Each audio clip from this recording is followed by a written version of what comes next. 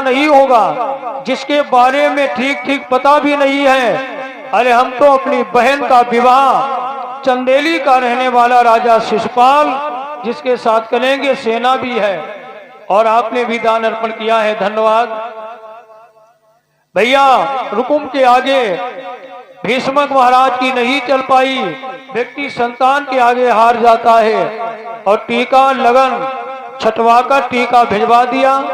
जैसे ही पत्र मिला तो आज शिशुपाल बड़ा प्रसन्न हो गया और बारात लेकर के आज कुंदनपुर में आ गया। यथास्थान बारात को ठहराया गया। ये फलों के साथ में अपना दान अर्पण किया है, बहुत बहुत धन्यवाद, अभिनंदन है।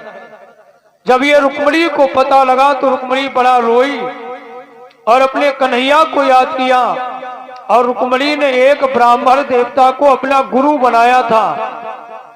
ब्राह्मण देवता को बुलवाया और कहा, हे ब्राह्मण देवता, मेरा भाई मेरी कुर्बानी करना चाहता है, लेकिन हमने तो बचपन में ही अपने मन का पति श्याम सुंदर कन्हैया को मान लिया था।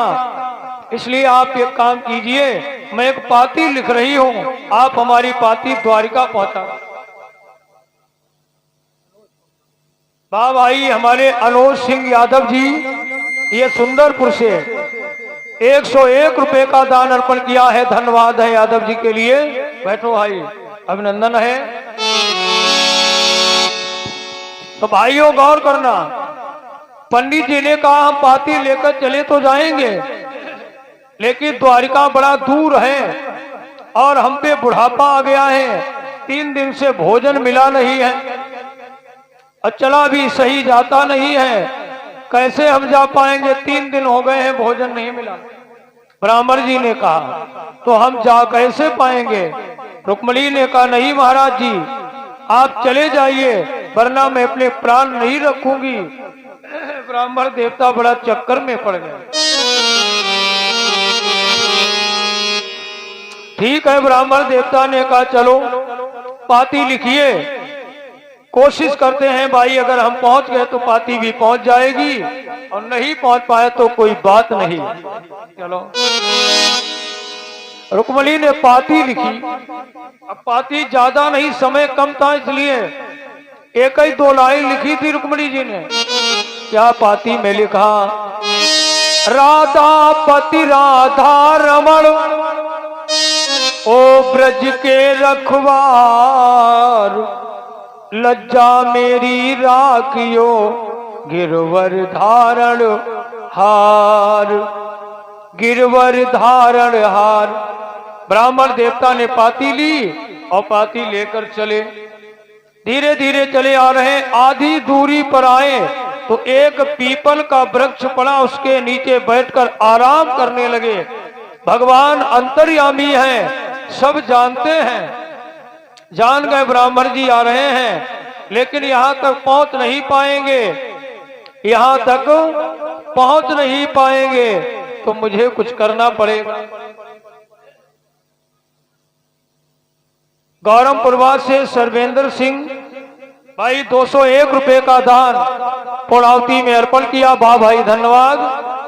तो भगवान ने योग माया से ब्राह्मण देवता को उठाया और द्वारिका के मेन गेट पर खड़ा कर दिया। आंख खुली तो चौंक पड़े, बोले ये क्या, सोए थे जंगल में और बोले हैं मठ मंदिर। 101 रुपए का दान भाई धनी राम मिस्त्री जी की तरफ से अर्पण किए हैं। भगवती माता मनोकामना पूर्ण करें। धन्यवाद है सभी माता बहन भैया लोग पूर्णावती की वेला में अपना सहयोग समर्पित कर रहे हैं। भूतनाथ भोलेनाथ और बांके बिहारी की कृपा बरसती रहे।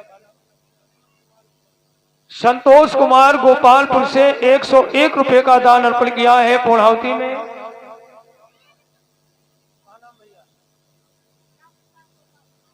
कितने रुपया? 11 रुपए का दान भाई राम प्रताप जी, ये भी गोपालपुर से सहयोग किया है, प्रसाद लीजिए, धन्यवाद। बोले बड़ा चक्कर में हूं, सोया था जंगल में, आग खुली तो मठ मंदिर बने हुए हैं। ऐसा लगता सपना तो नहीं है। एक द्वारपाल ने कहा महाराज कहाँ जाओगे? अरे कहा हम तो द्वारिका में आए हैं कन्हैया को मिलने के लिए। कहा तुम सही आए हो, आइए। ले जाकर भगवान के पास में पहुंचाया। और भैया पता है पाती भगवान के चरणों में समर्पित की। भगवान बोले पंडित जी कहाँ से आए हो? अब भगवान जानते तो सब हैं, लेकिन लीला कर रहे। बोले कहाँ से आए महाराज?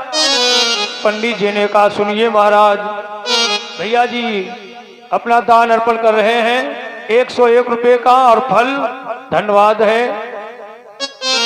ब्राह्मण ने कहा कि पंडित ने कहा सुनिए भगवान, मैं कुंदनपुर से आया हूँ, रुक्मिणी चरण की चेरी है, उसका मैं संदेशा लाया हूँ।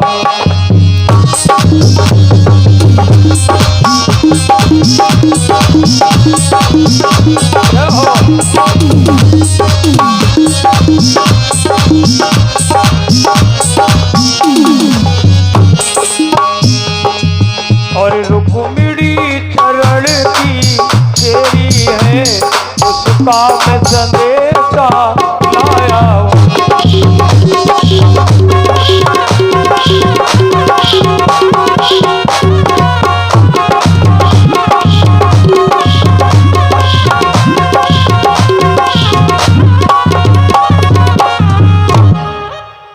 जय हो। भैया भगवान कन्हैया ने पाती को पढ़ा और दारू को बुलवाया, रथ तैयार किया, पंडित जी को रथ पर बिठाया और रथ को लेकर के भगवान आ रहे हैं। और इधर भैया जानते हो रुक्मिणी को तेल पूजन के लिए गौरा जी के मंदिर तक आना है। और गांव के बाहर गौरा जी का मंदिर बना था, यहाँ भी तेल पूजन होता है। विवाह होता है तो तेल पूजन होता है, यहाँ भी परंपरा है।